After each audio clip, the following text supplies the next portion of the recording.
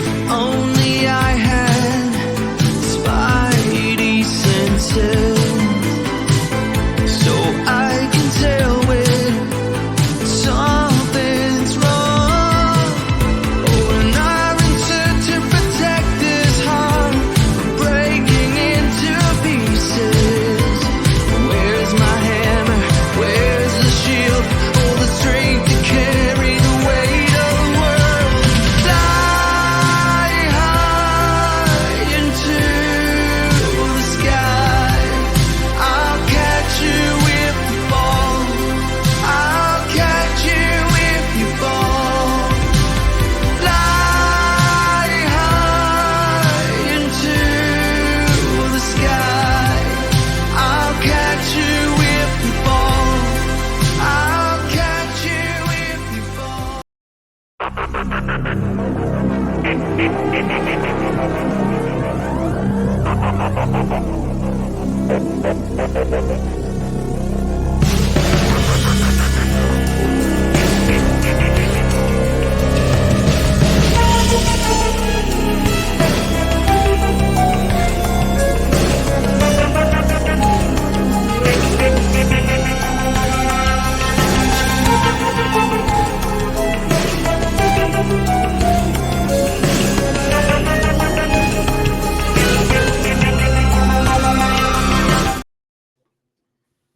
What's going on, everybody? Welcome to another episode of Snap Decisions. This is your host with the most, your Snap DJ, and I have a very special guest with me today. It is Twitch streamer. You're a Twitch affiliate as well, right? Yep. Twitch affiliate as well. I've seen you on, you've been on Glazer's show, I know, once or twice, I think. Yeah, been there once. Yeah, okay. He's been on Glazer's show. So this is LUFKU. I want to make sure I'm pronouncing that right. Is that the right way to say it? Yep. All right. There you go. I got it right. LUFKU is here with me tonight. Welcome. Appreciate you coming on the show. Hey, thanks for having me. Absolutely. Absolutely. We are going to talk about some of the new cards, obviously Agent Venom and Scream. We'll talk about the new cards that we have coming out this week.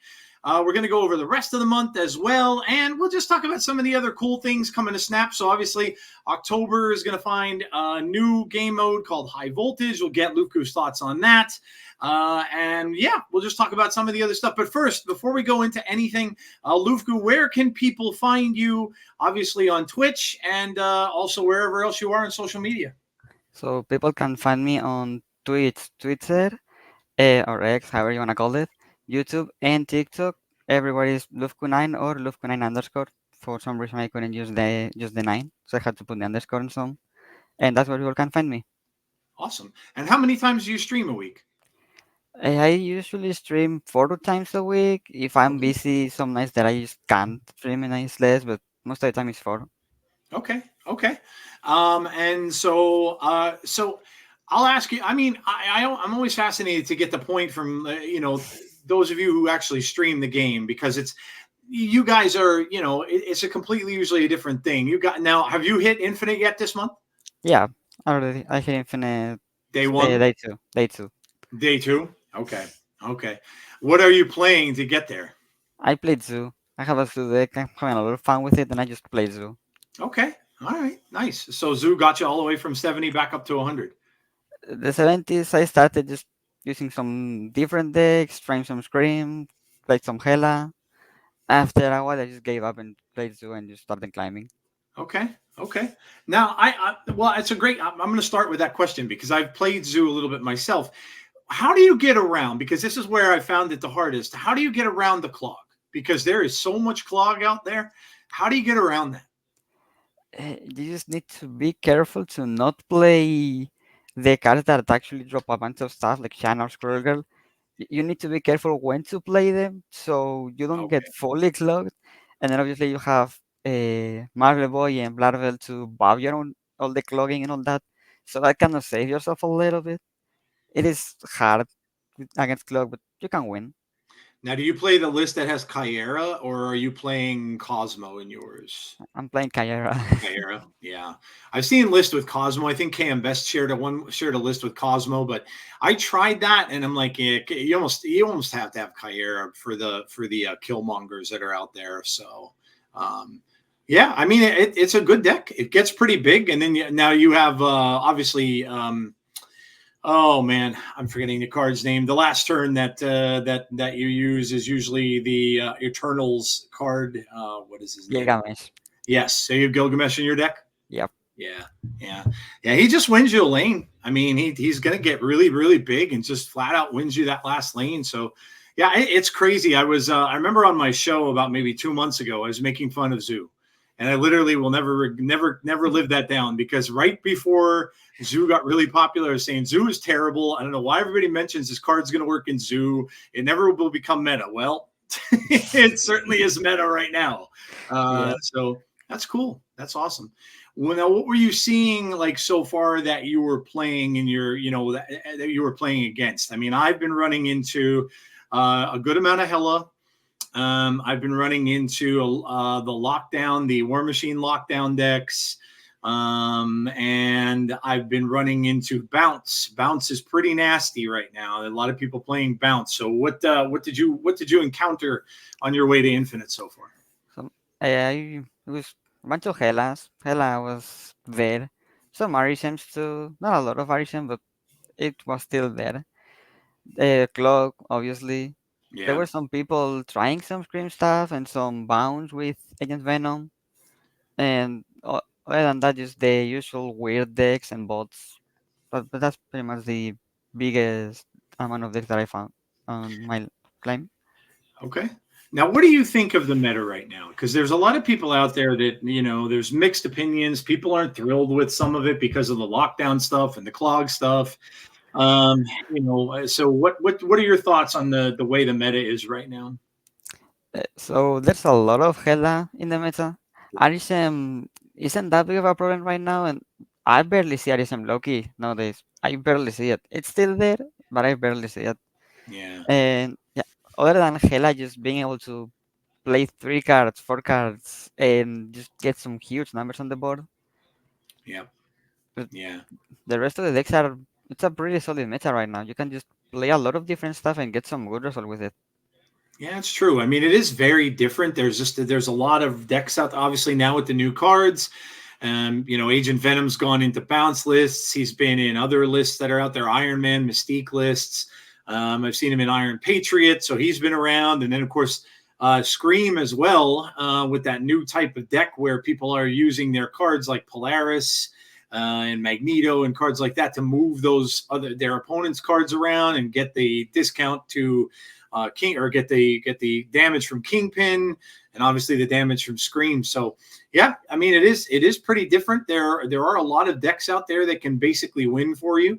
But yeah, I guess the beginning climb, when you're going through is you're right. Like a lot of it is bots. You'll see a lot of bots on your way up until you get to a certain point, I'm assuming. So I mean, there are still bots in high ladder. It's just I tried to do my clan the first day one, day two, just because there yeah, are a lot of bots on ladder. If you leave their climb for week two, week three, you maybe see one bot in 30 games, and then it's when it's harder to climb.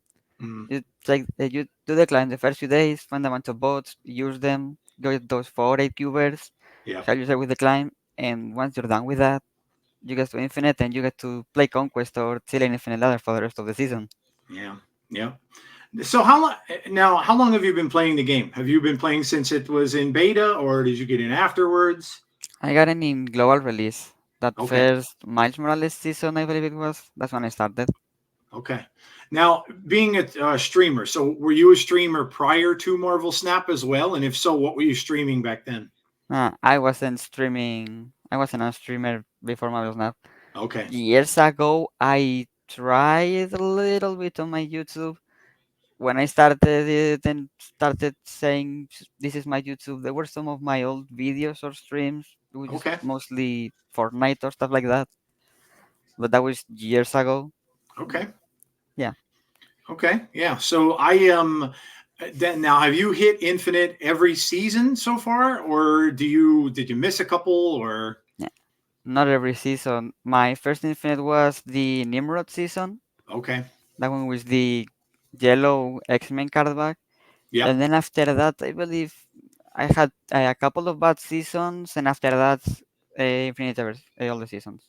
Okay. Okay. Yeah, I mean, so what do you? Let me get your. What are your thoughts on? And I forgot to mention too, LUFKU is also part of Power On Gaming. You guys are Yep. all awesome. I've talked to so many people from Power On Gaming.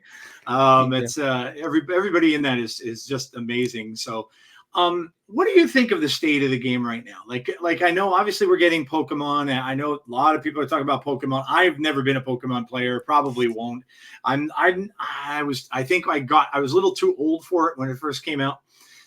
Back in the 90s when it came out in paper, and I was still playing Magic the Gathering back then. So, but yeah, I mean, where do you think Marvel Snap is sitting right now? You think it's in a good place, or are there things that you'd like to see come to the games because it, make it a little more interesting? Like I know a lot of people are talking about the future and that draft mode that they have looking at, and but all these little games we're getting now, like High Voltage, which we'll talk a little bit later on. But how do you think Marvel Snap is right now? Are there things in the game that you think need to be changed a little bit, or do you think Pokemon will be good for it because maybe it'll give it a little bit of a competition for a little bit? So, yeah, like what do you think the state of Snap is right now? Mm.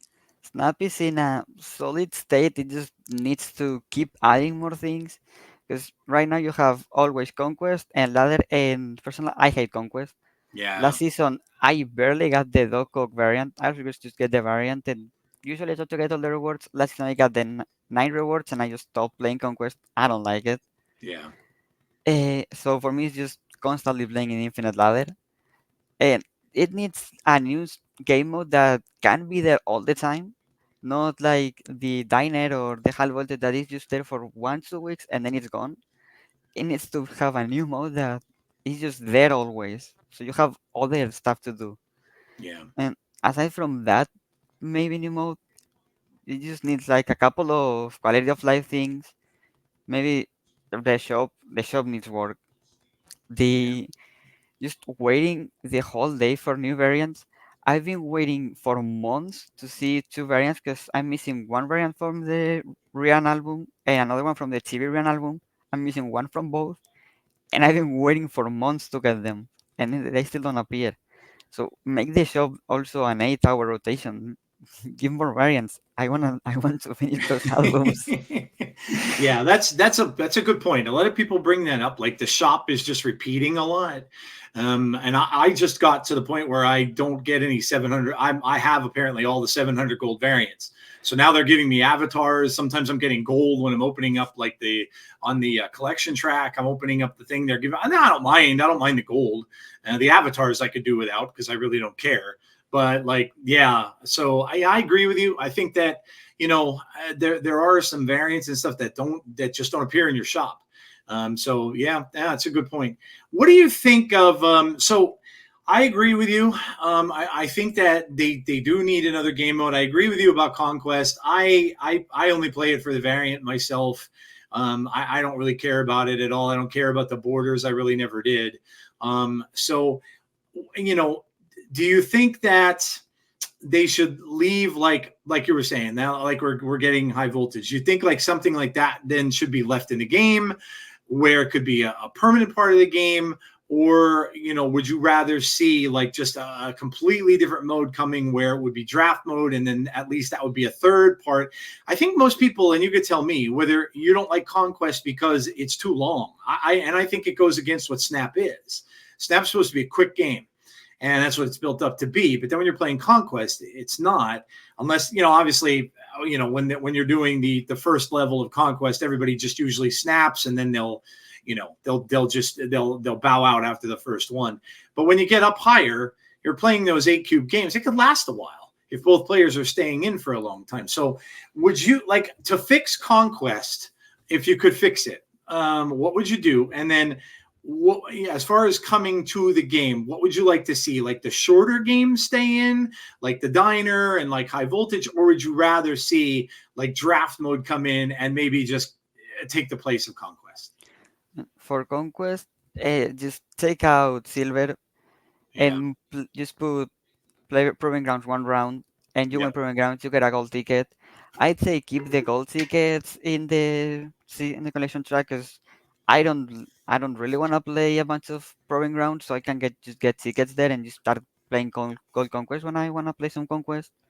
So I'd say just remove Silver, put Proving Grounds at 1 round, all in, and that's how I kind of fix Conquest. That's why maybe I'd play a little bit more, not having to grind all those tickets through Proving Grounds, Silver, Gold to Infinity Ticket. And for the other mode, I like Draft Mode. Draft Mode is a pretty solid thing, because on Draft Mode you'd have the first part of the draft, which is make your deck, and then the quick games or something. Maybe I wouldn't do draft mode, the draft a deck and then just play a normal game, because that just would just be too short. You spend like maybe 5 minutes building a deck, and in 3 minutes you're done, and then you have to build a whole other deck. So draft mode, I don't know. They can do some stuff with draft mode. I just wouldn't do it like build a deck, play a game, then you have to build another deck, play another game, and all that. Yeah.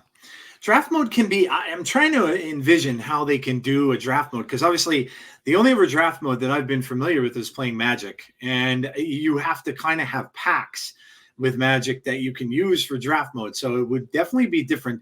Did you come from any other, have you played any other actually card games and stuff before Snap? No, Snap was my first card game. Okay. Okay. So no Magic background or anything. And I know a No. lot of people come from Hearthstone because obviously Ben Brode was a part of that and stuff like that. Are you a fan of like Marvel stuff? Yeah, I like Marvel stuff. Okay. You just check out the films, the movies, and all that stuff. Yeah, Yeah. I pretty much watch everything that comes out as for Nice. movies, TV shows, and all that. Nice. Yeah, it's the reason why I like it. I was always a big comic book reader growing up, so I kind of like the lore behind all of the cards and stuff like that, and the story behind everything, and that's what makes me excited about the cards and stuff like that. So, what? How about the? This seems to be a question that everybody it pops up usually a lot of times when I'm talking about the game. So, if you were to go back and look at the overall like state of the game, right? Like a lot of players often talk about the pool three like being a real problem because it takes so long to get through, and you have players that are playing, they get through 1 and 2, and then they get that slog in 3 and it just takes forever. And also like the monetization of the game itself. So if if you were one of the devs and you were looking at the game from that standpoint, like I know a lot of players will come in, newer players, they get not.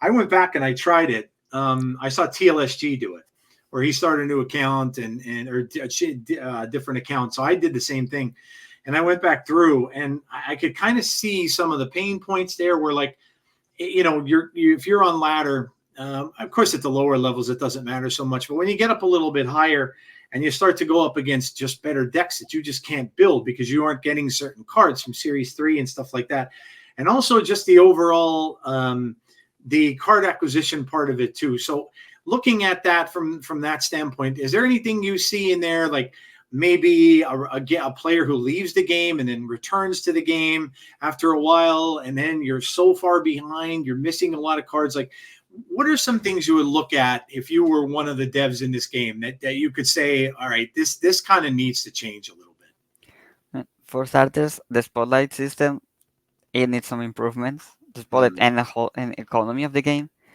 because I know if they give too much tokens, then some people are just gonna start hoarding them. Because, for example, I have 20k tokens right now. yep. I I'm just spending it on ultimate events and some new cards sometimes. And if they started to add too much tokens, then yeah, those people will have way too many tokens. But there's also the other side of the coin, the people that barely have tokens or maybe can afford one card. Getting 100 tokens sometimes, that's not good. That's not good for them. It takes forever to be able to actually spend tokens on a new card.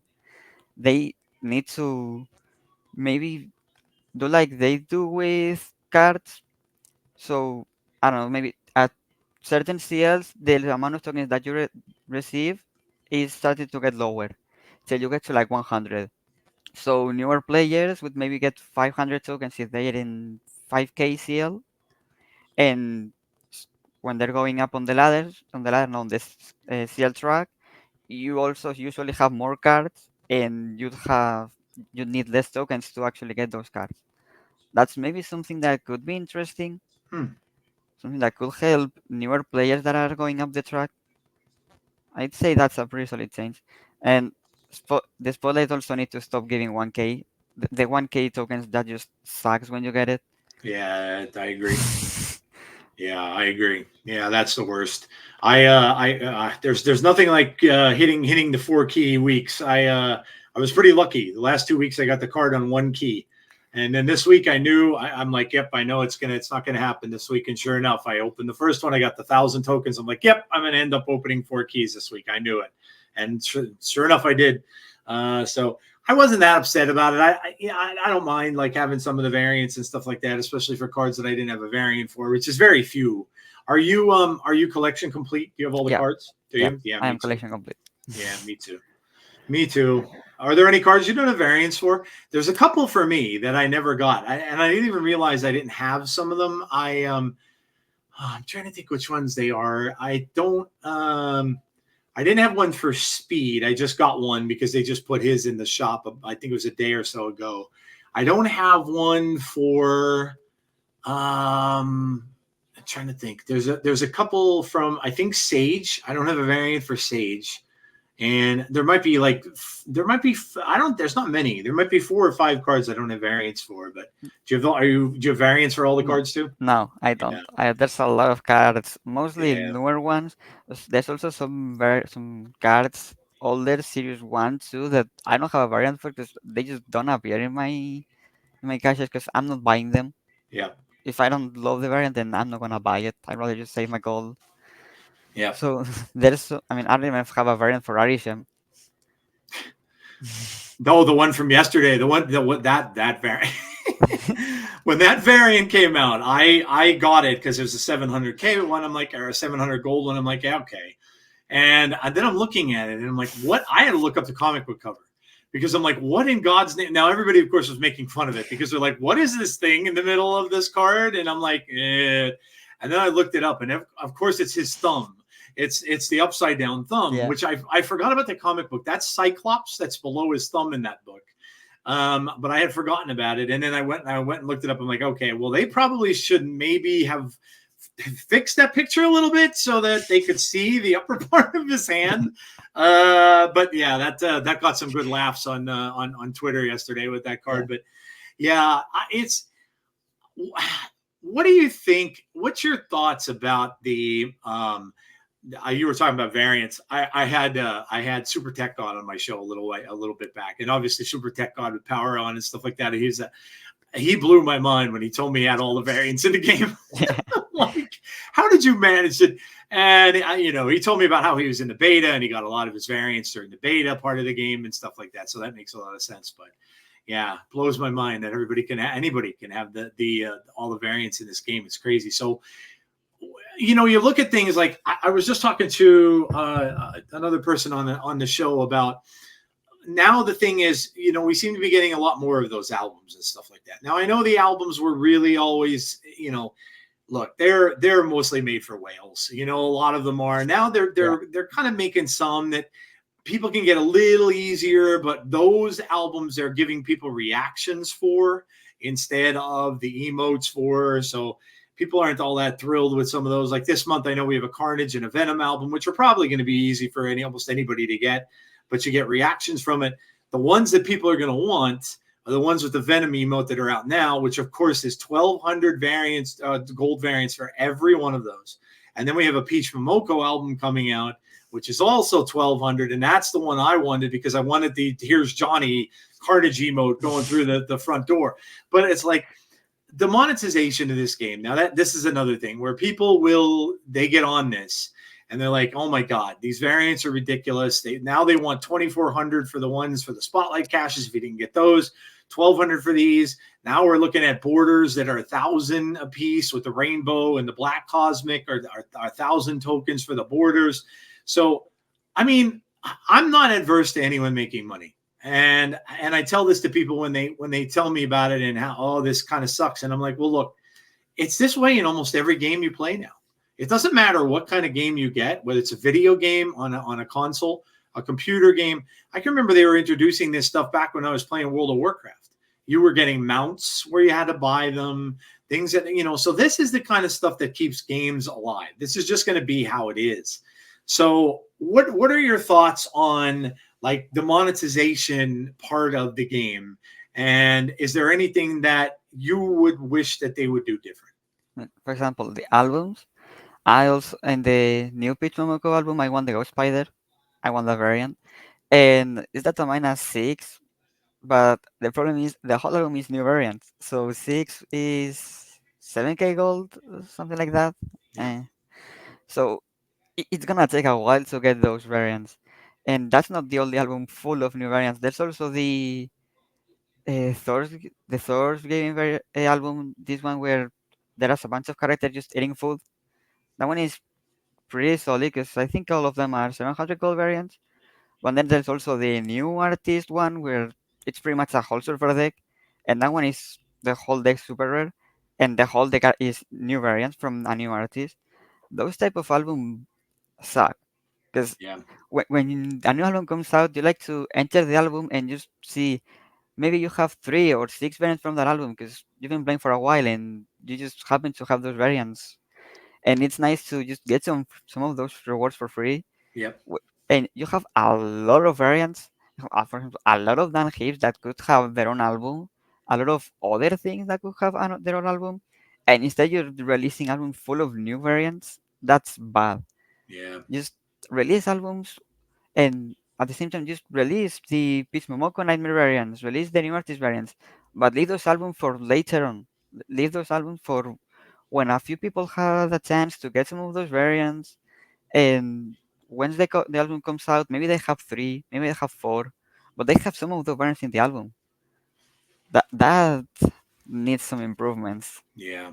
Yeah, I agree. I agree. I don't think that they should ever do that. As far as I agree with you. I think it should be always where it should be current existing cards. It should be cards that have already been that are already out.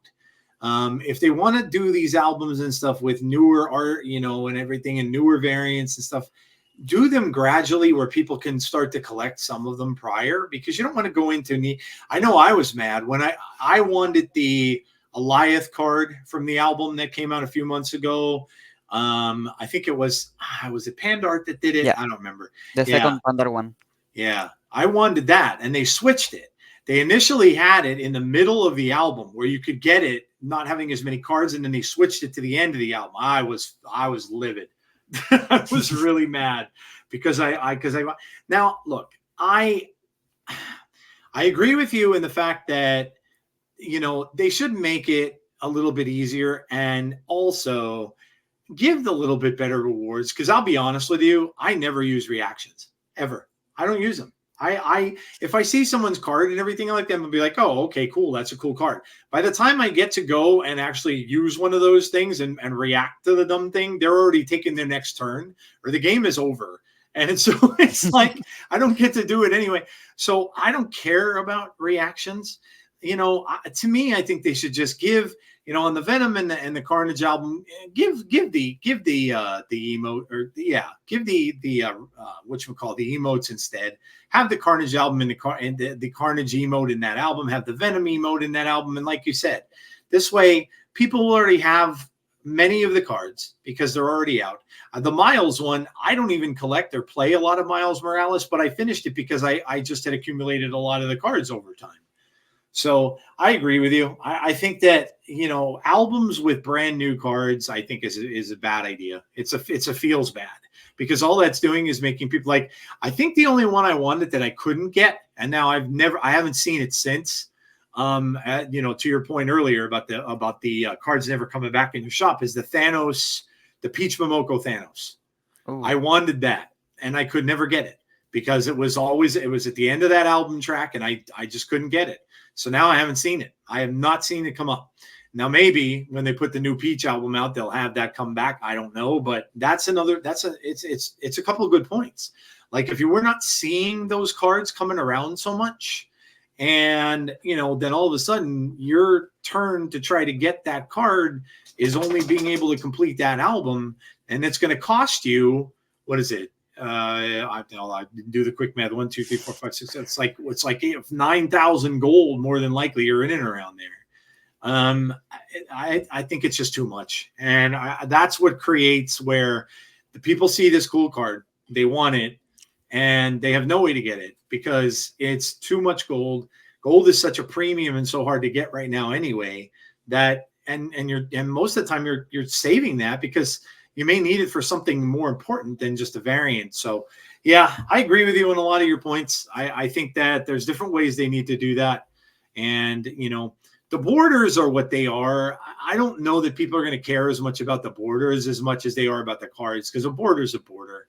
So, but yeah, great points. Great points. I love it. So what are you most looking forward to with Marvel Snap, like with the game coming out? Obviously, we got previews. We see data mines for the next couple of months. There's a Thor season coming, and then beyond that, we're not really 100% sure. But what are some of the things that you are kind of hoping or most looking forward to that we get in the game?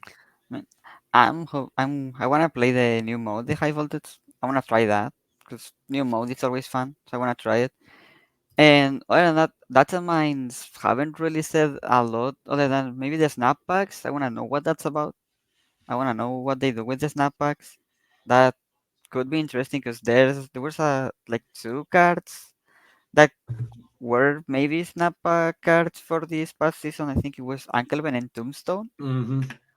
and then we just got nothing. So we still don't know when are we gonna get those cards. So snapbacks are also an interesting thing to see what they do with that. Yeah, I'm Yeah. pretty high for high voltage. Yeah, I was kind of hoping that the packs would be some kind of an actual pack where you can open up the thing. Now I'm wondering though, when I saw this, did they change it to high voltage? Because when you look, let me see if I have it. I thought I had, there it is. When you look at this, now you're seeing the card. So agony is on this track. So you're seeing this track for high voltage, or obviously this is what you're gonna, or something like this is what it's gonna look like. So you get an avatar, you get tokens, you get a border, you get other stuff here, and then you get the agony card is there, and then a variant, an Iron Man variant is at the end of it. So I was thinking that maybe it was going to be something similar to this. I hope you're right, because yeah, we never got the Uncle Ben. We never got the Tombstone. So we don't really know what happened with those. Or maybe they're just going to wait until high voltage is done and stuff like that. But yeah, we'll go over this now since you mentioned it. So when the diner first came out, what did you think of the diner? I mean, I know when it first came out, it was kind of a mess. People really didn't know how to play it. They weren't explained it very well. I know It's Guest Gaming did a video on it, but a lot of people just didn't get to see it because it went live almost the same time the diner did. So what did you think of the diner? I thought it was okay, but I watched his video, so I kind of knew. Plus, I watched his stream, so I knew kind of how to play it. And I knew that you couldn't just gamble you weren't going to just go up the next level and just gamble everything you had, because then you'd go back down and lose all your cubes. So what did you think of the diner? Did you like it? What were your thoughts on the diner? I'm assuming you probably got Cassandra in Yeah, the diner. Yeah. yeah. So yeah. So what did you think of that? And then we'll look into high voltage and see what your thoughts are on this. And because obviously this is much, much different than the diner. The diner is 2 weeks. So a lot more of a climb in that. And then I'll ask you later, which would you rather have? Like something shorter like this, where you can maybe get the card in a few days and it's only going to last a week, or would you rather have the diner as a mode? So yeah, we'll start with, what did you think of Deadpool's diner? The diner was good. Was a Mhm. good mode. You just play and you can get a new card, which hey, just by playing getting a new card, it's always great. That's always great.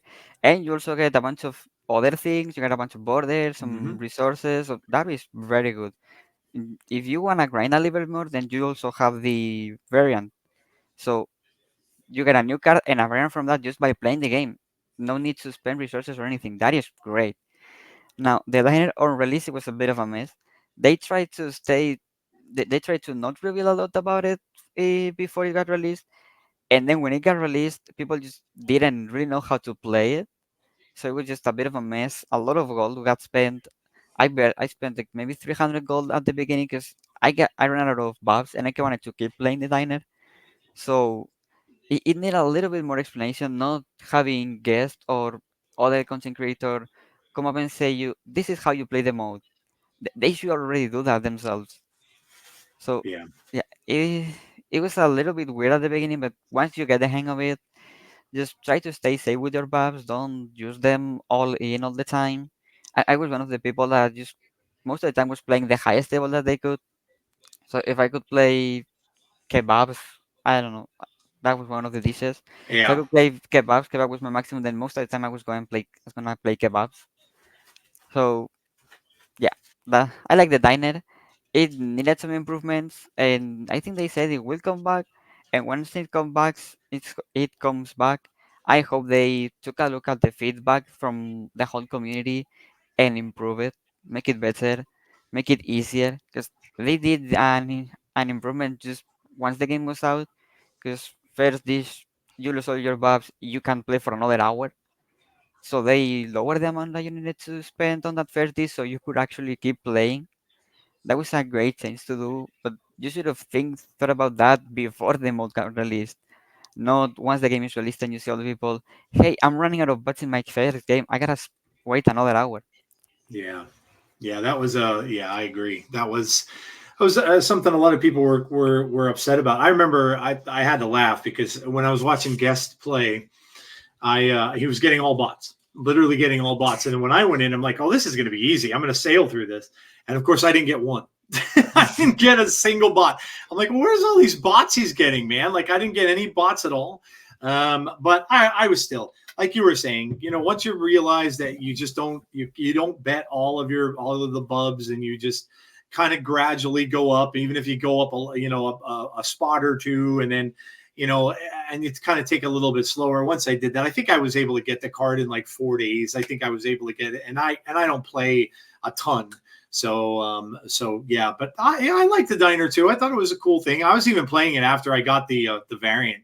Once I got the variant of Cassandra at the top of the lab, I was still playing it for a while. It was kind of just cool to play something different. Hmm. So we'll talk about high voltage. So they announced this in the developer video for the month. So high voltage is going to be, so it's 3 turns. You're going to get random energy from 2 to 5. Each player is going to get the same amount. And you have this little meter kind of up in the top here. It looks like Iron Man's chest piece, which I'm thinking this is going to be Iron Man centric. And that's probably the reason it's called high voltage, I think, because you can see his heart piece up here, the reactor thing up in the top. And then obviously the fact that we're going to get the Iron Man variant at the end too makes sense in that respect. So I think it's going to be Iron Man, kind of Iron Man themed.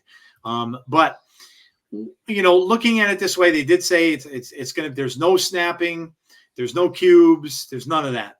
So it's basically just you and another player. Now, what we don't know, and they said that there are people have been asking devs questions and stuff since they announced this, but the devs are saying that they're going to have to wait a little bit till they give you more information about it. What we don't know is this going to be player versus player, or is it going to be bots? Because a lot of they were talking about a mode that was bots. You're going to play bots. A lot of people were thinking hopefully it was like a practice mode or something like that, but maybe that is what this is going to be. Maybe this will be bots. So I don't know. We don't really have a lot of details about this. And then, when our deck's going to work that are going to give you like RSM, let's say, because if RSM is going to work like it does, now all of a sudden you're getting an energy cheat because you're getting 1 extra energy every turn, whereas your opponent will not be. And, so now you're getting that along with the energy that they're giving you every turn. So yeah, what do you think of the design of this? I mean, I'm kind of liking it because I like faster stuff. I like faster game modes. I don't get to play as much as I'd like to sometimes. So I think this is going to be pretty fun. And it doesn't look to me like when we look at this and we look at the ladder here, or this little, whatever this grid is that you're going to be able to save these volts. It looks like volts on the bottom there. It doesn't look to me like it's going to be that hard to do. You see up on the top, there's a counter. It says 415 out of 1500. So it looks like you need, I think it's, what is it? It's Well, 10K. I yeah. think it's 10K. Is it 10K? Yeah, it's 10K on the bottom. Yeah. So the Iron Man variant's 10K. So does 1500 mean 1500 must be levels? So yeah, it 1500 is. is for the avatar, for the Yeah. Agony avatar. Yeah. So that, well, that, yeah, it makes sense. It's 1500 every level. So this person's at 415 out of 1500. So once they get to 1500, you'll get the avatar there, and then you go up, you get the tokens and stuff at 3000. So it's 1500 per level. I don't think if they're making this only a week long that this is going to be that hard to do.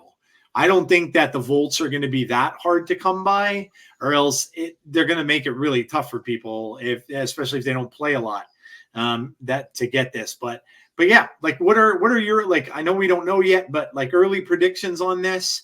You know, do you think it's going to be player versus player? Do you think it'll be bots? Like how are you going to predict that, how this is going to go? As for, I think the game's gonna go player versus player. Maybe there's gonna be some bots too, but most is gonna be player versus player. If it's just bots, you just farm the bots and get the rewards easy. And Yeah. they don't. I don't think they want for you to get the rewards easy just by farming bots. Yeah. So maybe it has some bots like the diner, which was fine, I guess. Sometimes it's nice to just get a game where you can just gain a bunch of buffs, and in this case, vaults, easy. No need to worry. So bots are fine in this mode, but I think it is mostly gonna be player v player. Now, what I'm curious about is how do you get the vaults? Because in the diner you have the buffs, you gain or you lose a certain amount of buffs that you bet on that game, but there's no buffs, there's no cubes. So how many vaults are you gonna win? Are you gonna be able to win per game? 'Cause I'm thinking it will just count wins, ties, and losses. If Yeah. you win, you get a certain amount of vaults. If you lose, you get a lower amount and type with the same. But I don't know how they're gonna do that. And it doesn't look like it's gonna be like the diner where you started with a lower amounts and then just slowly went to bigger amounts. Doesn't look like it's gonna be like that. So I think it will be like wins, losses, and all that. But I'm curious to see how you win vaults. And for the mode itself, I like it. Just faster games with a lot of unpredictable stuff. I think it was like start with two cards in hand and then you draw two cards per turn. So that is nice, getting two draws. And the energy just gonna, I don't know, you get turn one, 5 energy, turn two, 7 energy. Then you can just play turn two a Galactus. Turn two Galactus and maybe turn three a Lyoth and you pretty much won the game. Yep. Or other things. It's just gonna like, enable some crazy plays, some fun stuff. And I can wait to try it out, see what fun combos and stuff can come out. Because it's gonna be a little bit hard to build decks for this because you also have the each 3 turns. It's not the usual six, it's half of them. How are you gonna play them? You also don't know how much energy you're gonna have. In a usual game, unless Weaken, Silo, cost reductions, RE7, all that, you have your 1, 2, 3, 4, 5, 6 energy. In this, you don't know how many energy you're gonna have. Right. How do you build a deck around not knowing how much energy you're gonna have? That's also gonna be pretty interesting. Seeing what days come around to that Yeah. mode, seeing what new people, what the bigger, better cooks make with decks for this Yeah. mode. It's gonna be interesting.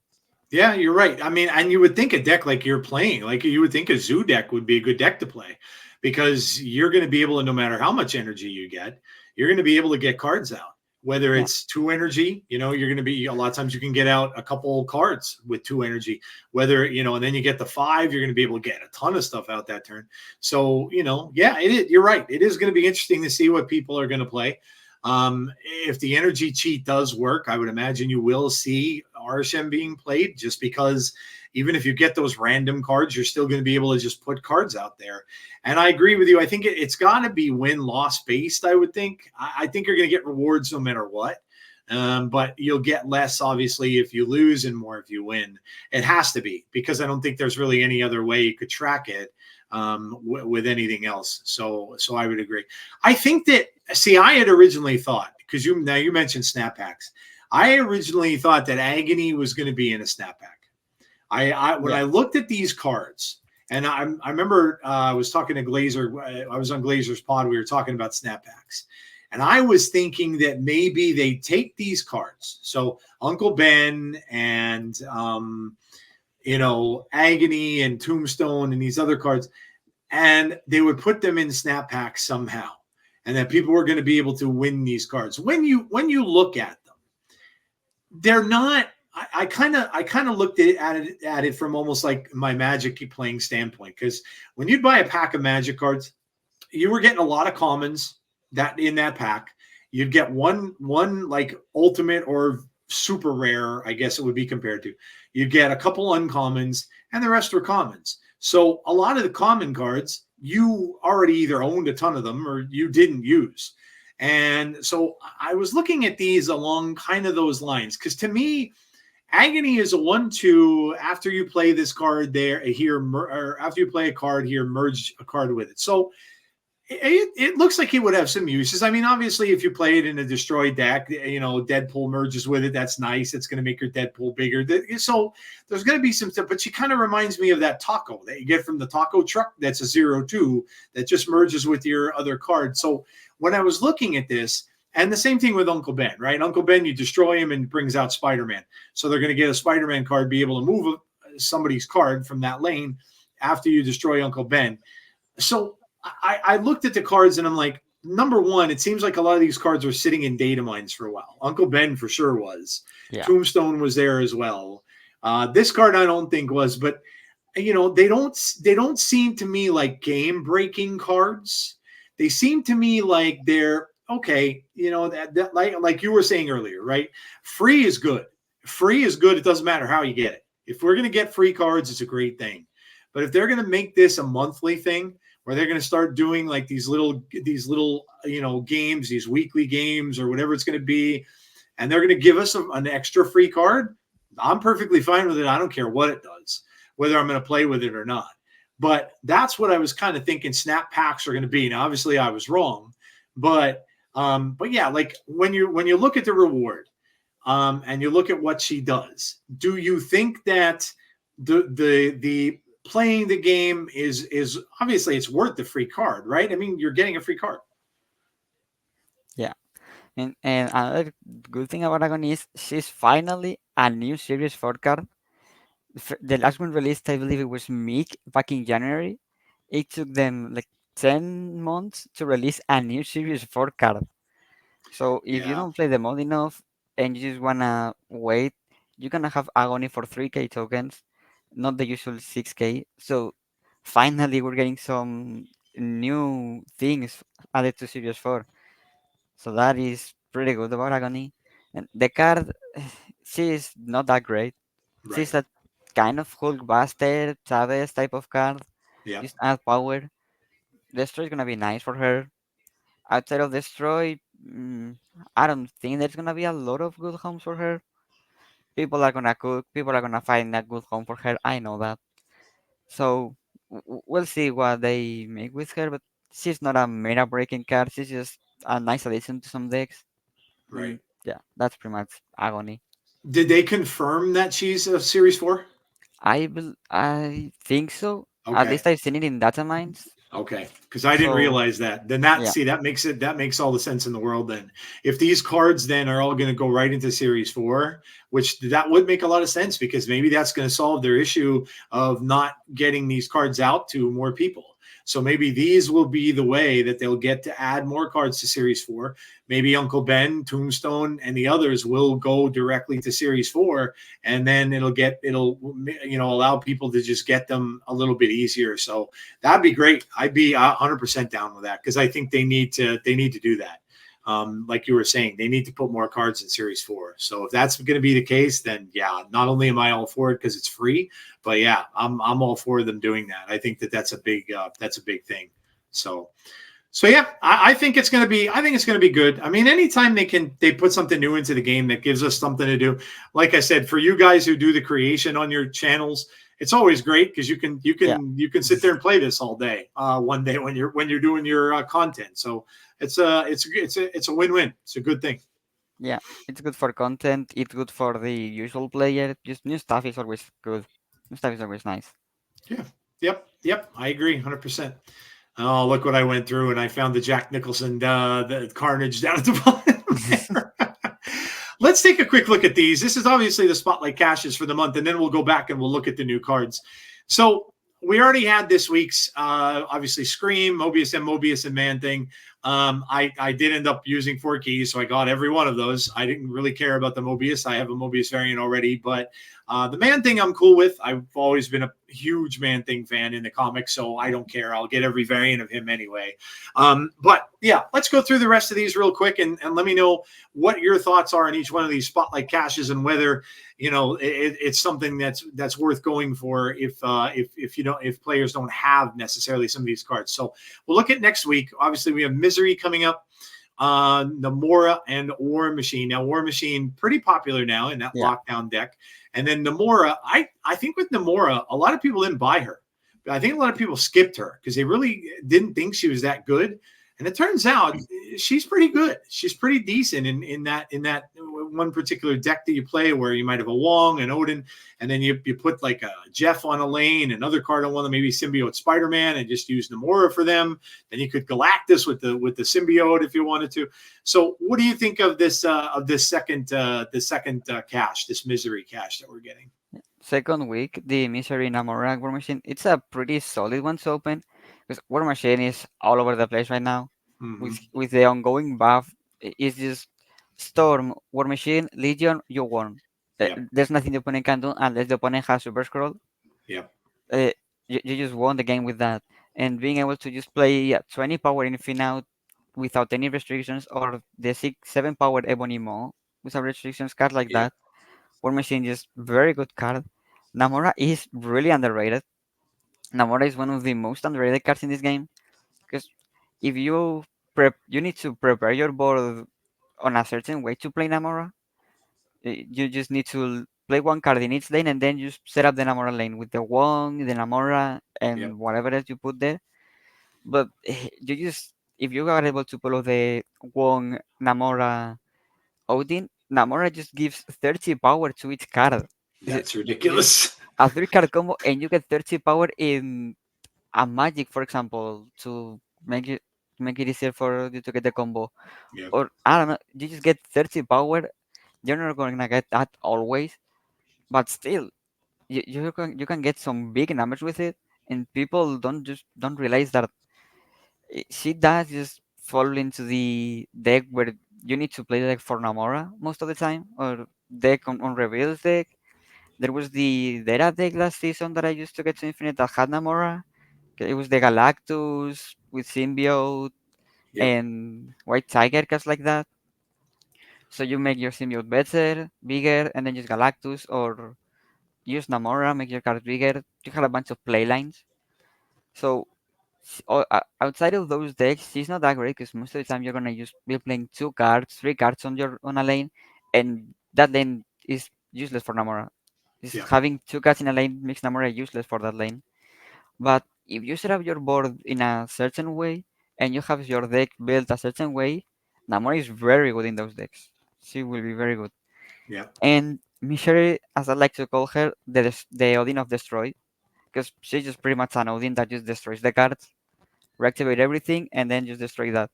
If you put armor, she's just a 4/7 Odin. Put armor, Wong, something else, and Misery. You have that on reveal that will reactivate a bunch of times because of the Wong, and you just have another two energy to play something on that last turn. So she's more than a destroy Odin, but she's a destroy Odin. So Yeah. she's gonna be interesting because she's not only gonna be in destroy decks. That's gonna be her main home, I guess. Just getting more destroys, getting the death cheaper, getting the null bigger. But I wanna see what people build with Misery because that's gonna be an interesting card. Maybe not the biggest card, the card that a lot of people like, because it's gonna take some time to figure that card out. It's gonna take some time, but it's gonna be interesting once people realize, hey, Mission is really good in here, and people start trying out, and hey, it actually is really good in this deck.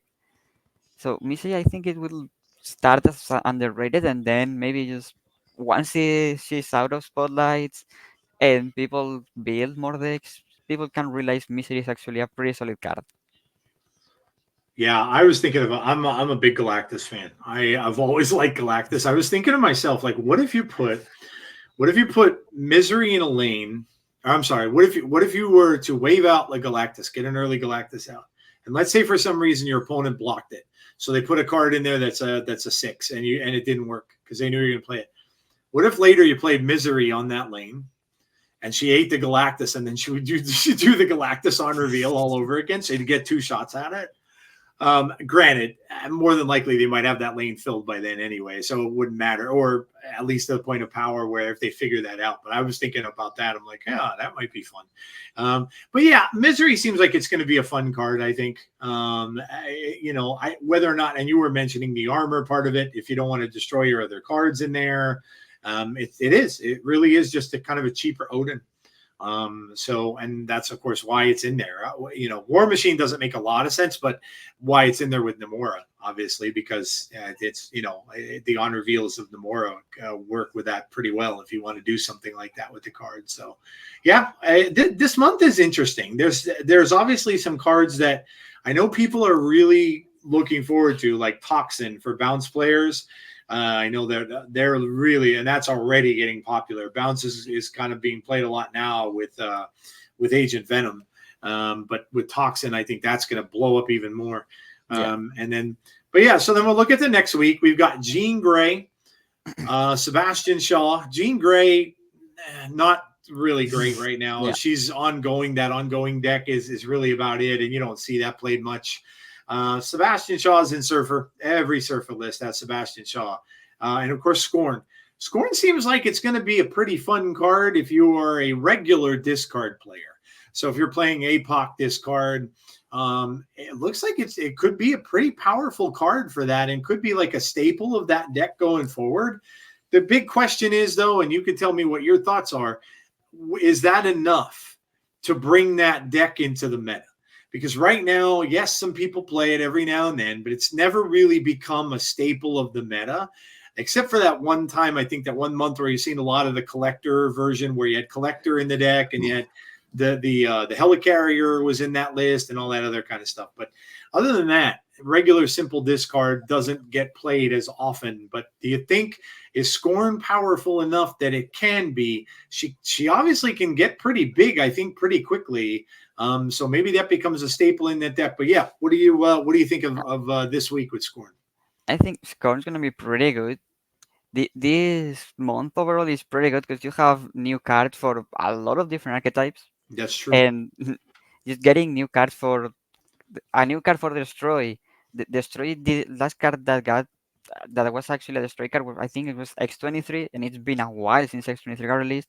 So new card for Destroy, new card for Bounce, new card for Discard, just new cards for everything, and that's pretty good. And Mm-hmm. Scorn is I I don't I think I put Scorn when Glacier asked me the rank the cards this month. I think I put Scorn as the second one, Okay.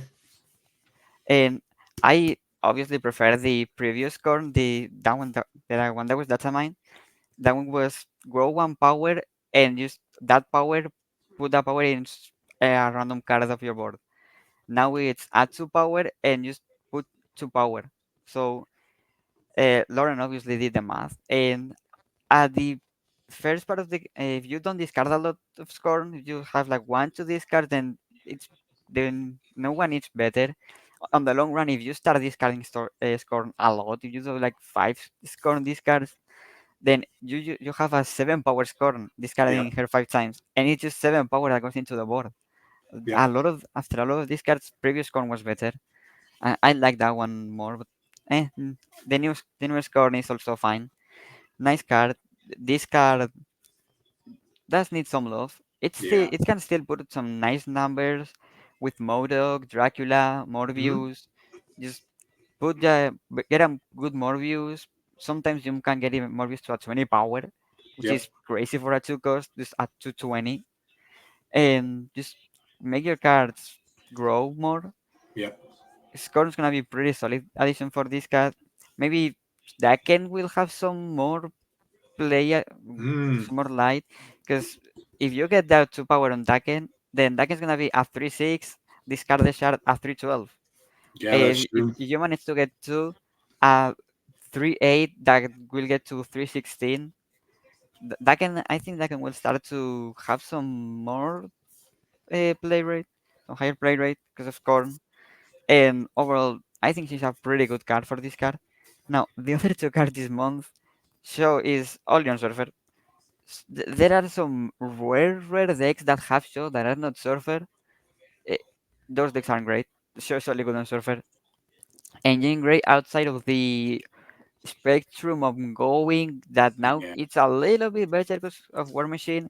You can play your Engine Grey, you can play a Goose, War Machine, and just restrict where your opponent plays stuff, and you just have full freedom to play whatever you want. Yeah. So she's pretty solid there, but outside of ongoing Spectrum deck, she's not good. Yeah. Jean Grey, she's a really good character in comics and stuff. In Snap, she needs some love, she needs some improvements because she's just not good. I agree. Yeah, she's that character, and I mean her, and of course Phoenix Force and stuff like that. She's such a she's one of the most powerful X-Men that there is, and it's never really been that great of a card. I mean, it's a cool effect. You're making your the other player play there, but it doesn't seem like it's that hard to do with so many people playing like one cost stuff. You're playing a Kate Bishop, you could just stick arrows in that lane and still be able to play the other lanes and everything too. So, yeah, I would agree. I agree. Scorn is going to be interesting. I think. Yeah, certainly people will try it. I'm sure in discard and see how it works. But yeah, I could see that people are mentioning maybe Hella, but I don't think she Nah, fit in the Hella in type. Hela, no. Yeah, yeah, yeah, I agree. All right, next one is probably the most anticipated card of the month for a lot of bounce players. It definitely is. It's the Spotlight with Toxin, and now this one, they tend to do this a lot. They'll have a card that looks like it's going to be super powerful, and then they put in two spotlights with it that aren't too great. And unless they do something to Zabu, which I'm kind of hoping maybe they will for this, Yeah, because someone had said the last time we saw Zabu in a spotlight cache, they changed it. So maybe this will be. A lot of people are predicting Zabu might be our next activated card. We'll have to see. Maybe it will, and maybe that's when they would do it. Is maybe they would do it right before this came out, and then of course Elsa Bloodstone is in this. Elsa's just not played much anymore. People sometimes still play the fill the lane list with Kitty and Dina and Angela, but Elsa very seldom even ever makes that list anymore. So she's not really that great. And then Toxin, like I said, a lot of people's number one card this month because of what it's going to do for bounce. It's basically an extra beast in bounce list, and then you could also beast it as well in that deck. So it's going to probably give that a big boost, and it's already doing well with Agent Venom and stuff. They're playing it now with that. So bounce is going to be pretty tough. And but yeah, what do you think of week 4 here? the week Elsa outside of the usual Kitty deck, Yeah, you don't see her anywhere. yeah, Zabu right now not is not played. yeah, Maybe you can see a wild Zabu in a negative deck or in a deck where you actually want to try to get your forecast, your Wiccan on turn 3, stuff like that. yeah. Outside of that, Zabu's barely played. I really hope Zabu gets some love, gets some buffs, because Zabu was a great card. Zabu was one of the best cards in the game, and now he's barely used. They just need to find the middle point of not being a broken card, of making your forecast cost too less, because I think that was the OG Zabu. So, not that, but not the unrevealed Sabu, which is just useless. And Toxin, I'm gonna have to actually learn to play bounce when Toxin releases, because my chat sometimes asks me, play bounce, and me, I suck at bounce. I do I play too. bounce, and I'm gonna lose games. I suck at bounce. I am bad at it too. I agree. And with Toxin, I'm actually gonna have to learn to play bounce, be a decent bounce player, because it's a great card. It's a mix between Beast and Carnage. It bounces the cards back, and it's like Carnage that instead of destroying bounces it back and grows to power. And it's gonna be a really interesting card because getting more cards back, Bounce already has the Falcon, has Beast. It has easier ways to get your cards back into your hand and play them again. Toxin is gonna be another one of those cards, and more bouncing, more cards growing, maybe your Sage can get 3 procs instead of the 2 with just visiting the Sage. Sage is gonna be huge. Other cards are also gonna be huge. Bounce is gonna be. It's already out there a lot thanks to Agent Venom. And Venom is bringing some life to Bounce, just making your cards that are usually small for power. That is pretty good for Bounce. Mhm. Now Toxin being able to bounce them back and make them even bigger. Mm, On the Toxin week, we're gonna have a bit of a bounce mess out there, and that's gonna be good and bad because good bounce players they can wreck you easy. Yeah, they Now, can. if you don't know how to play bounce, then you can just destroy that player because bounce is one of those decks. So it's one of those big brain decks where you need to think what you play, when you Hmm. play it, plan ahead, take a look at your hand, see, okay, I can do this, I can bounce back, so I need to play this in this lane to then bring it back, so I can play it there. Bounce is one of those big brain decks, and that will bring some cubes to people because people will actually want to learn bounce with toxin, and some people will suck at it. So I I agree. think on Toxin we're gonna get the two side of the bounce. People are actually gonna learn what bounce is, and they're gonna suck at it, and then there's gonna be the good bounce player who just read you. You and I are going to have to go to Glazer for a bounce masters class because Yeah, I've said this many, many times. There's 2 decks in this game that I just won't bother with, and 2 of them now have been spotlighted in these last 2 months, and that's move and bounce. I hate both of yeah, them. I don't like either one of them. They make my brain hurt trying to figure them out, and I'm bad at both of them. I remember saying I was laughing because we had to do you're going to have to do like missions and stuff to complete your missions. You're going to have to use these cards. And I remember when it was agonizing for me. They had Madam Web and they had Aranya in the missions that you had to use both cards in a deck. So the only place you're going to be able to use them is in a move deck. And I'm trying to play a move deck with both of them in there, and I am just failing miserably. I'm like, I hate move, and I don't like bounce. And I can remember back when Lambie was playing bounce, and bounce was really, really popular. Oh my God, I hated that meta. I couldn't wait for it to end because I couldn't figure out a way to beat it. And there was really no way you can outpower them if they were playing a good, and they'd always throw priority. So even if you're sitting there with, and that was when everybody started using Invisible Woman and Killmonger because they had no other way to counter it. They would wait until the very last turn, use the Killmonger, and blow up their stuff with a hidden Killmonger because they had no other way to counter that deck. So I'm hoping it doesn't get back to that because I cannot play bounce either. I just tried it earlier today. I thought, you know what? I better get used to playing this deck because it's going to be all over the place when Toxin comes out. So I thought, all right, let me play this Agent Venom one that everybody's playing that I lost like 3 games in a row. I was terrible at it. I'm like, yep, nope, this isn't going to work. So I don't know. It's I agree with you. It is not a favorite of mine to play, but it's definitely gonna be out there once Toxin comes out. It's gonna be popular, and it already is. Like I said, now they realize they could use Agent Venom in it, where the hood is like now a 4. They're playing Mysterio in that version where the Mysterios are all 4s, and it's gross, and it gets big, big, big power before the end of it. So I agree with you. I'm not going to be a happy camper when that happens. So, all right, last week of the season, we've got Anti-Venom, we've got Super Giant, and we've got Ghost Spider. Super Giant really not played much at all. It's funny because I was talking about this with another one of my guests, and I think it comes out. I was talking to Nick, and Nick had mentioned, and he brought up a good point. He thinks that the reason people don't play Supergiant is because they still haven't figured out exactly how it works. And I think I kind of agree with that to a point. People still don't kind of know, like, when am I supposed to play what, where, how am I supposed to, because you're not going to play for like a turn, 2 turns. So Supergiant's really not played much.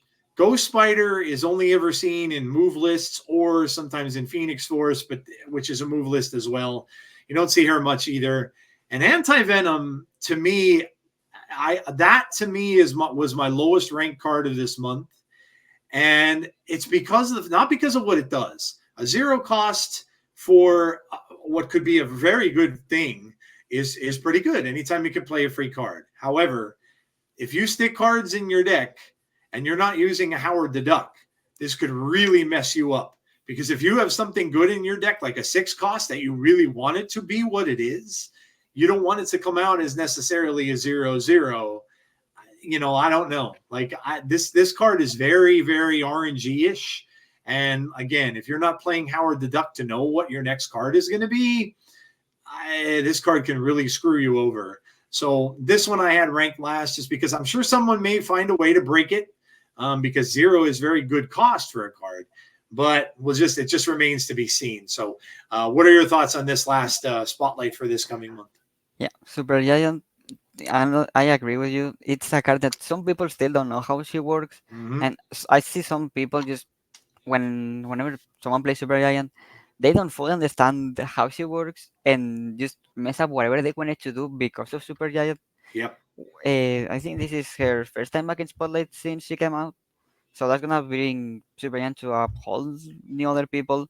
New people are gonna get her. New people are gonna be able to try her out. New people are gonna understand her, and she's actually pretty decent, being able to stop the 5 turn play till the end of the game. That play sometimes is pretty important in the game.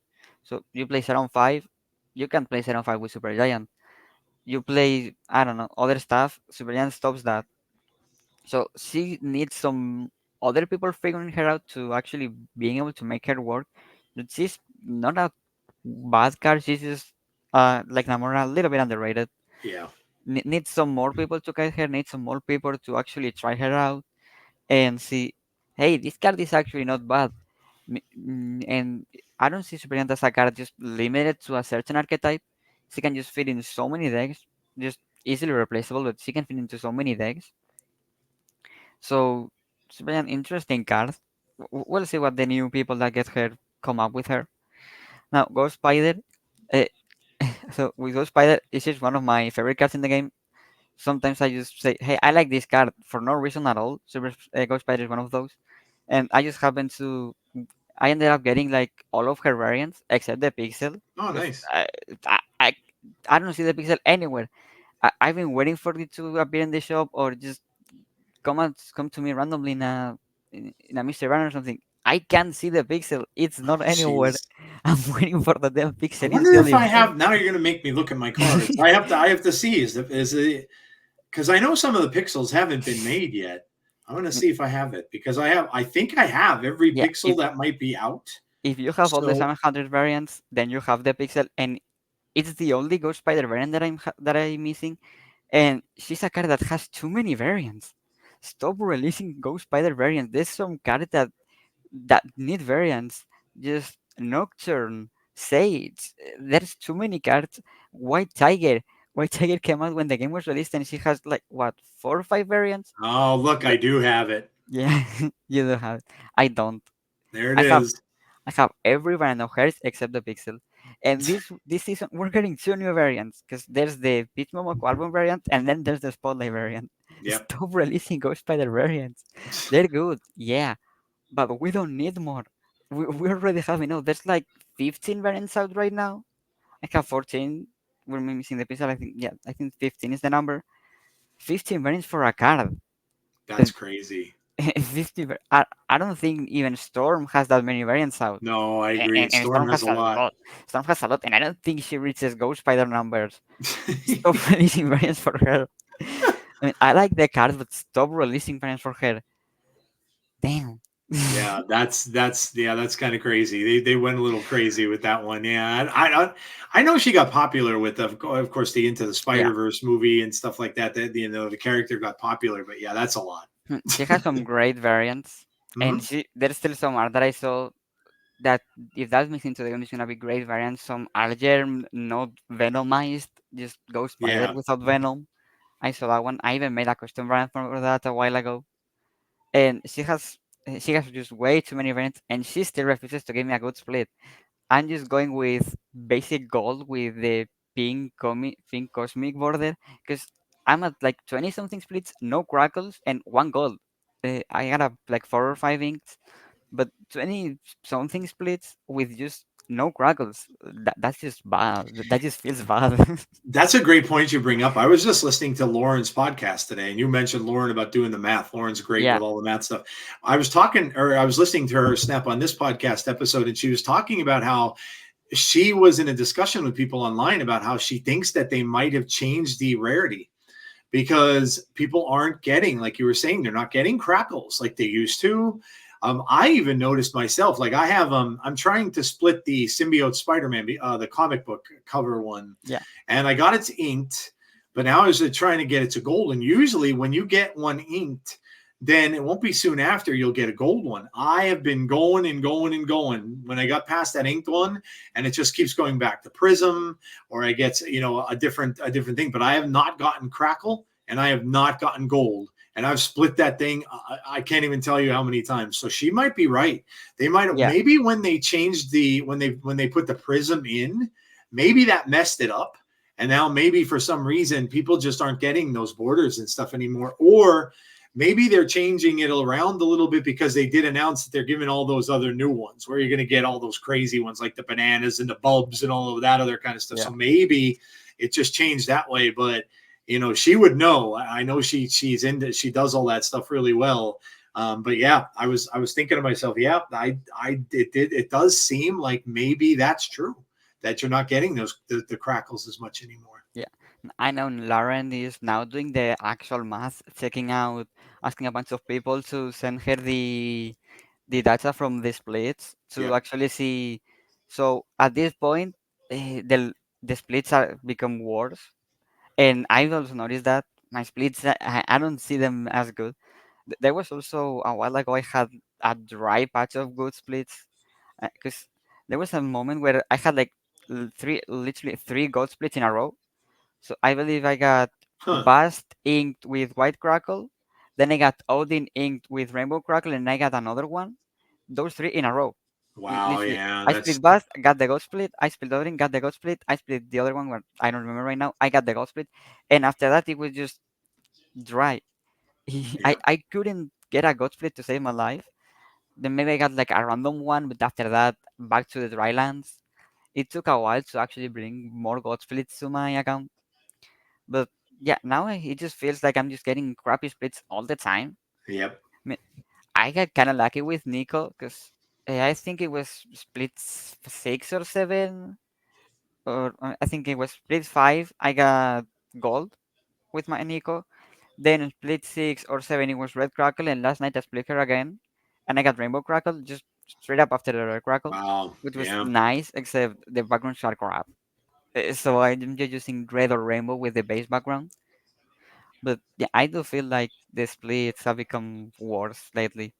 I think so too. Yeah, I would agree. Like I said, I can remember I probably have more Galactus cards than any of the other cards that are in the game. I think, but and I got every.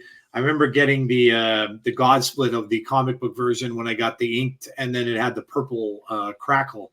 So that was a really good split on that. And then the very next one I got it gold, and then I got the rainbow crackle. So I kept getting like really really good splits. Now I know I have a lot of those cards split, but I know at this point with that symbiote Spider-Man card, I'm getting close. I don't have as many versions of the card as I do Galactus because there just aren't that many out yet.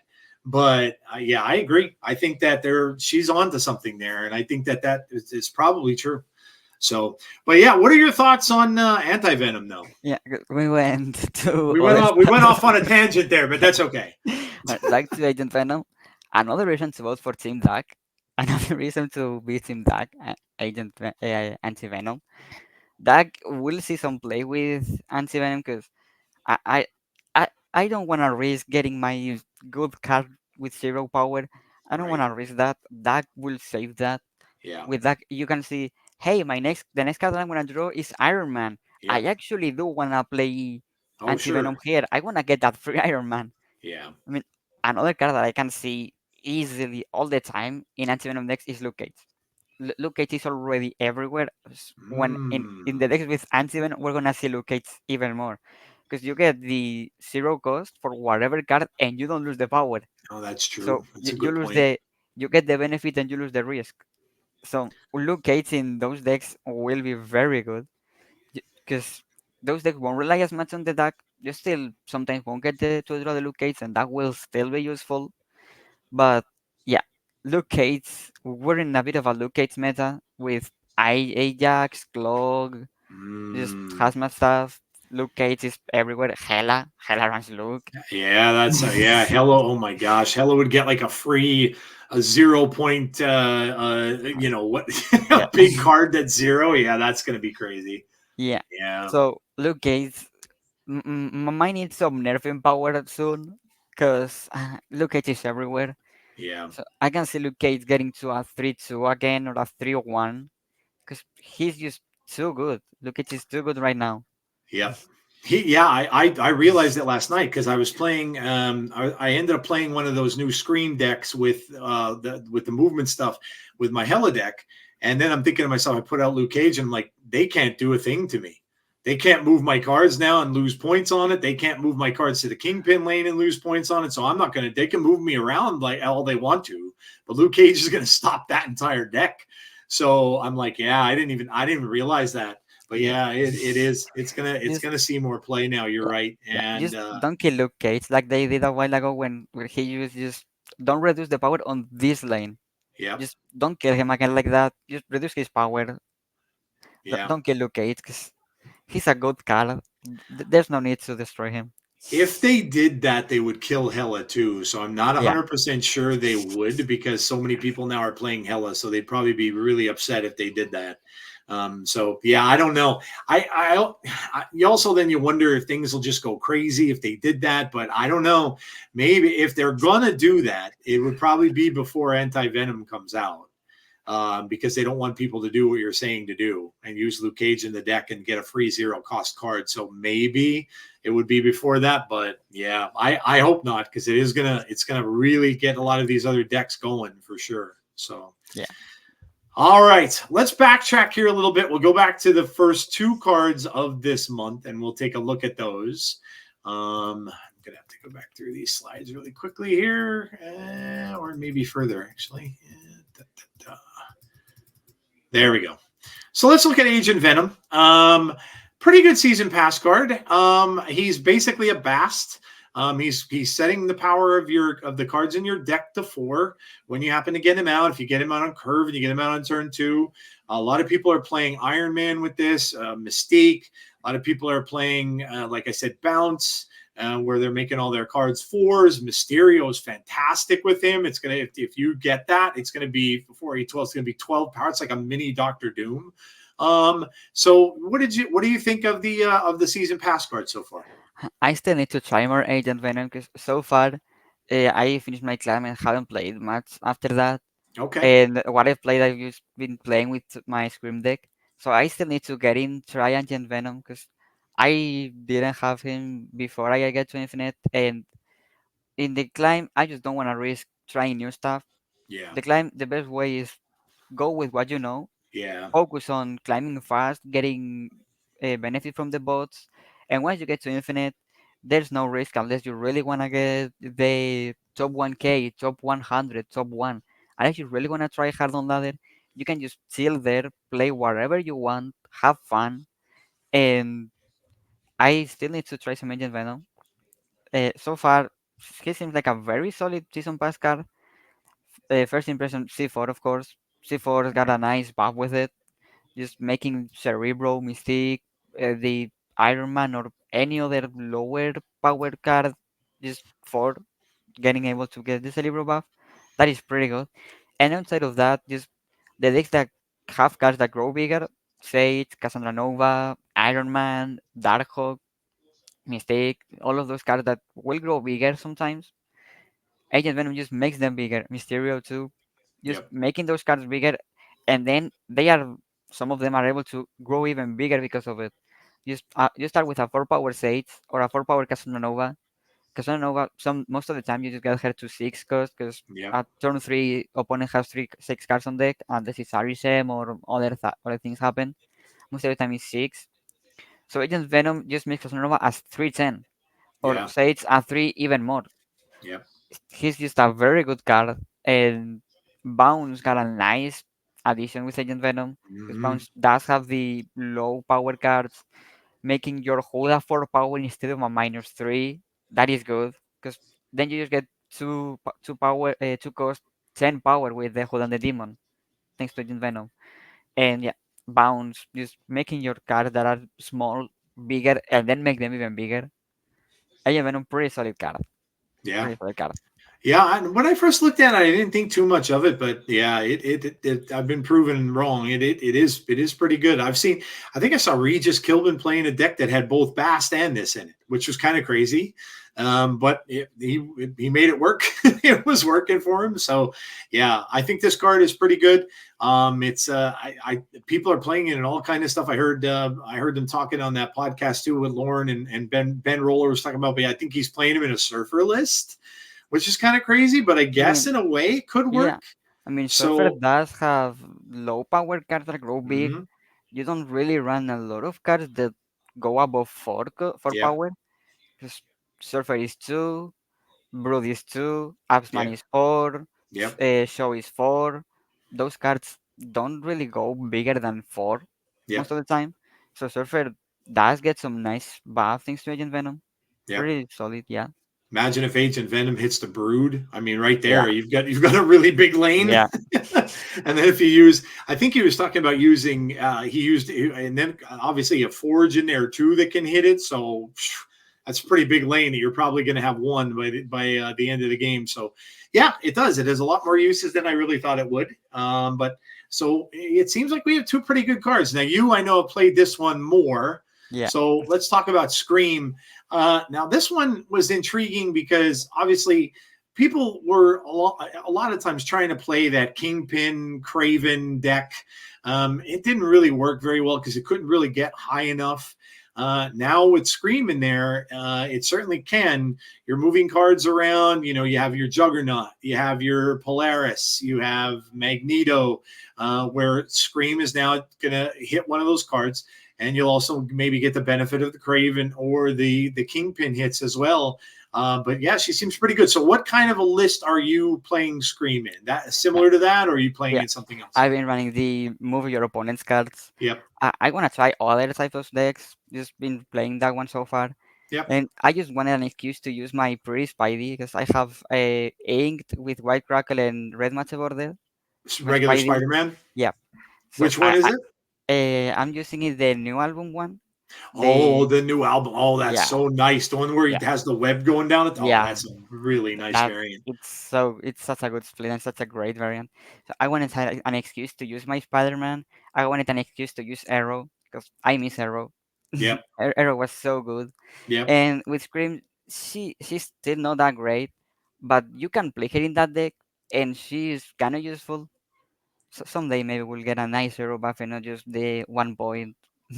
Someday, but yeah, Scream is it's a solid card, and it's also yeah that's Spidey. That That one. that is a great split.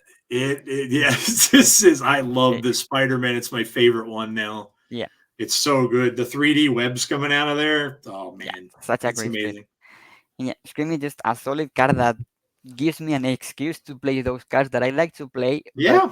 they're just not good outside of that type of deck. And I like her as an excuse, and she's also a pretty good card herself. Just pretty much Athena. She's pretty much Athena for move type of stuff. And now that we're Yeah. in a bit of a move meta, where you usually find some move players, just Human Touch moves. There's Scream. Human Touch goes to 0. Human Touch is useless now. And cards like that, just stopping a little bit the move meta that we have. I like Scream. I like her a Yeah. lot. Yeah, I thought it was going to be a fun card. This is the list that I have currently. It might be similar to yours. I have Kingpin, Scream, I have Jeff, Craven, Juggernaut, Polaris, Spider-Man, Miles, Stegron, Cannonball, Arrow, and Magneto. So Pretty similar to my deck. I think I ran Ghost Spider and Madame Web that I gotta change. I gotta change Madame Web. I put her in there, and okay, I yeah, don't get makes a lot sense. of. But Ghost Spider instead of Magneto is good because you can just arrow something on the last turn, Yeah, move your opponent's card there, and then just move the arrow to a lane that actually benefits you. So the Ghost Spider in those type of decks are pretty good mm, because you don't run a 6 cost, so you're just Cannonball, Cannonball a lane, win that lane thanks to Cannonball, and Yep. then move Ghost Spider and add the Cannonball power to another lane that actually needs it. So yeah, that's why I like Ghost Spider in those type of deck. Just 5 and Ghost Spider and pretty nice Yeah. powers Yeah. there. Makes sense. I love the effects of her too, because they actually show her using her hair, which Yeah, essentially is what she does in the comics. So yeah, it's kind of cool. Yeah, kind of neat. Yeah, so far, I mean, I'm liking the month so far. Like I said, I know we're only in the first week, and we're going into the second, but it does seem like, like you mentioned, you're seeing just a whole bunch of different decks out there now that people are using these cards with. I saw a couple decks that Safety Blade put out there that had just Agent Venom, but he's in like a Kitty, Athena, Angela list with Iron Man, and like you were saying with Sage. Red Guardian and Gwenpool are in the thing. So a lot of people just really seem to be making some different decks with these out there, which is kind of nice. There's Athena list also with a Kitty and a Silver Sable and Athena, White Widow. So it's kind of a clog list with Scream in it, and it just has Polaris, Stegron, and Cannonball as it, and Juggernaut in there too. So yeah, there's all kind of stuff that people are doing this month, which is kind of nice, like when you're getting to the point of where like I wanted to pull my hair out the last day of last month because and I should know never to do this. Everybody kind of told me, they warned me. They're like, don't ever wait until the last weekend of the month to try to hit Infinite because it's a nightmare. And I should have known. And I'm like, and then so when TLSG came out with the Galactus deck, which I really enjoyed, that's the one that actually has Zabu in it. It is Quicksilver, Zabu, Psylocke, just basically to get the Wiccan out really early. And then you can get Symbiote Spider-Man out and play a big Galactus. That's essentially what the deck was. So I'm playing that and I'm doing pretty well. I got to like 90, 96. And then I'm off the next day. And I'm like, oh, I've got this whole day off. This is going to be a breeze. I'll get to 100, no problem. I didn't win a single another game with that deck the next damn. day. Not one game, but it was because, and I didn't even stop to think of this, but I was watching KM Best's decks videos, best decks video of the week, and he had that on there, but it was very low on his list. And the reason why he said was because the first card in it is Quicksilver. Everybody knows now when you play a Quicksilver exactly what deck you're playing, unless you're playing Arishem, but they know exactly what it is. So they figured it out. They know now that you're going to try to play Galactus. So they're going to load that lane up. If you put the symbiote out, you're not going to be able to use it. So he was right. And I'm like, yep. But I was just getting wiped out.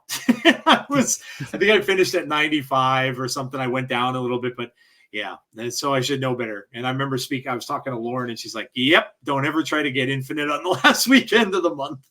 So yeah, she's right. Yeah. She's right. So man, yeah, but it looks like it's going to be a fun month. We've got a lot of things going on. We've got, we got all the cards coming up. We talked about Misery, we talked about Scorn, and of course Agony and in the free stuff and Anti-Venom and stuff. It seems like it's going to be a fun month. And of course, this Halloween month, that's the reason why they're doing symbiotes, because symbiotes are scary characters and stuff. So, it is going to be, I think, a fun rest of the month. And then we've got the Thor season coming next month. And just a whole bunch of stuff going on. Obviously, high voltage, like we mentioned. So, yeah, I think it's going to be pretty fun. And that's the whole name of the game. If you're having fun, the game's going to be fun overall. And I'm sure the same thing goes for you with your streams, man. When you're having fun streaming, everybody can see it, and going to bring more people and stuff out to your streams and stuff like that too. So yeah. So I guess so. We'll end here with this. What really has, like, what card this month, and I know you probably mentioned it already, but what card this month has you really, really most excited about? Me, I was really excited for Scream. Scream, I was yep. really excited for her, but now that Scream is out, the next card that I'm really hyped for is Scorn. 'Cause I like to play this card every once in a while. I see these card missions in my alliance, I will usually grab them. So I like to play this card, and I wanna try Scorn. I wanna see this card getting some more love. I wanna try some other decks that people use for other type of discard that people end up just putting Scorn there. I wanna see what people do with her, Yeah. and yeah, I'm pretty hyped for Scorn. Yeah, I think so too. I think, look, this card's fun. It's just fun to play. And it's not that hard or complicated of a list to play. You could do it in all different ways and stuff like that. But yeah, I agree. I think Scorn might be kind of a surprise. I think she's going to be a big card. And like you were saying, you were mentioning maybe like using oh, I forgot his name now. The card that discards the shard, and then you can I make can. him. Yes, thank you. Yeah, don't get old. Oh man, but yeah, no, I think I think it's going to be fun. I think it's going to be a fun card to play and stuff like that. So, what was I going to ask you? Do you play now? Are you playing in the league? Are you playing in Glazers league? Have you played in it before? Yeah, yeah. I Okay, played the whole 4 seasons. The okay, first seasons I did pretty well, pretty solid. This one I did horrible, yeah. just bad. Out of my 4 games, I lost 3, and the only one that I won is because I got an BYA that week, and I just didn't even have to play. I got the auto win. I got my last game of this season, like a few hours before doing the podcast, and I played my Zoo deck against Black Panther, symbiotes, all that stuff. Mm, I almost won.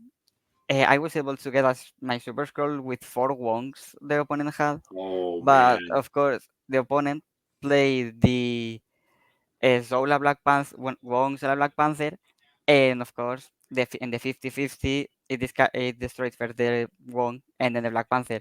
And even if I was able to fill my whole board with Scroll Girls and other stuff and get 4 Gilgamesh hits, and that still wasn't big enough to beat the Black Panther.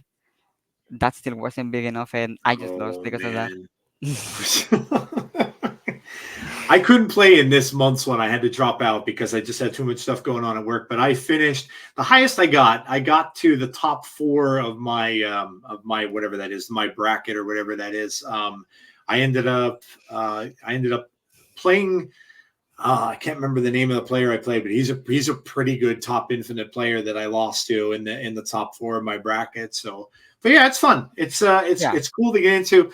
If you guys are listening and haven't played in or interested in playing in a tournament, they do this thing almost every month. It's Snap Judgments League, where people can come out and they can play creators like LUFKU here or like myself, or you can just play against other people. I met so many people just talking to them and chatting after games and stuff like that. It's a really cool place to do that. And being that you're playing a digital game, it's kind of cool to sometimes just have interaction with people because you don't get that a lot in games like this. So, but yeah, it's a lot of fun to do. So. yeah, All right, Lufku. Well, thank you so much for joining me tonight. It was an awesome conversation. And before we go, tell everybody again where and when they can find you playing. I know Twitch drops are going on, so I'm sure you're probably getting in on that. I would imagine. yeah. I'll be streaming with Street Drops pretty soon. Not today, because it's already 2:30 a.m. right now. So Yes. not Yeah. today. I'm not streaming tonight, Yep. but maybe tomorrow. We'll see. Yeah. They can find me on Twitch, Lufku9 underscore. Because there's a funny story with the underscore. Because Lufku9 it's a name that you usually don't expect someone to use, and it was already used. And it turns out, I don't even know how long ago, I created a Twitter account with the name Lufku9, and I was wondering why you were a nine. Okay, well that and makes sense. I created that account with another email and just forgot about it. And then when I went to change my name with the Twitch account that I use always, then the name was occupied, so I had to put the underscore. And a while ago, I just said, "Do I have an account with the name with the 9?" And I realized I had an account with the 9, and then I just changed it to double underscore and that one, and I'm just waiting to be able to actually change my name to just the 9 instead of the underscore, because it takes Nice. like 6 months to a name to go back to the Twitch Oh pool, yeah, so that's it, yeah. it takes a while. I think it will be January when I will be able to change my name there. So finally, the underscore in Twitch will be gone, hopefully soon. Yeah, that's where they can find me on Twitch. And then on YouTube, Lufku9, Twitter, X, whatever you wanna call it, Lufku9, and on Twitch no, TikTok, where I just post some of my clips from streams, or I did like an Iron Patriot, one of my best decks. I did like a quick deck guide there. I wanna do more of those, just didn't really have the time to do those. So I'm posting just clips, decks, variants, random games on my TikTok, and Lufku9 with underscore there too. So that's where people can find me. Nice. Yeah, you know what, I've found that a lot of times, like even for me, like I wasn't really using my YouTube all that much. I was doing it mostly audio and stuff like that. But I found the shorter videos do really well. Like one of my videos that I did that I literally did like it was literally a minute or so long, and it was like a short on YouTube, and it got pretty good amount of views. So I've noticed that on YouTube lately. But and I can understand that. You know, if you don't have ad free on YouTube and you're watching a long show, you're going to get a lot of ads. Yeah, and it's difficult to do. So doing stuff on TikTok is smart. It's yeah, because you can get littler things out there, quick videos out there that people can just watch, real like smaller clips and everything. So yeah, that's awesome. That's really cool. Yeah. Thank you so much. I had an awesome time talking to you, man. All the way over from overseas, man. It's it's got to be getting late there, I'd imagine, right? Yeah, and I have a crappy schedule, so I'll still be up for like 3 more hours. Are you real? Oh my gosh, you're like me. I'm a night owl. I stay up until like all hours of the morning, usually most times. Yeah. So yeah. Well, that's awesome. Thank you so much for joining me. I really appreciate it. And guys, if you're watching from the YouTube channel, please make sure that you like the video, you subscribe to the channel. I would really appreciate that. Drop me some comments on the video as well. And if you're listening on audio, I love all you audio guys as well. So please you can leave comments there now from Spotify. You can also rate the podcasts on Spotify and on Apple. I'd appreciate it if you do that as well. And check out LUFKU on his Twitch also for all of the gaming stuff that you want to see in Marvel Snap. Check him out. All right, guys, that's going to do it for me. Make sure you check out, let's see. I had my live podcast on Tuesday, so check that out if you haven't done so already. You get all the comic book information about Agent Venom and also about Scream, so you can go there if you want to find out where those characters came from and who they are. And then I also had Nick, the Greek Geek, on with me a few days ago, so check that one out as well. And I will be back next week. Of course, my usual podcast on Tuesday, and got something special coming for you next week as well. So watch my Twitter. All right, that is going to do it for me, guys. And thank you again to LUFKU for coming out. I really appreciate that. And yes, I will see you all on the next episode of Snap Decisions. This is your Snap DJ signing off. If only I had Spidey senses.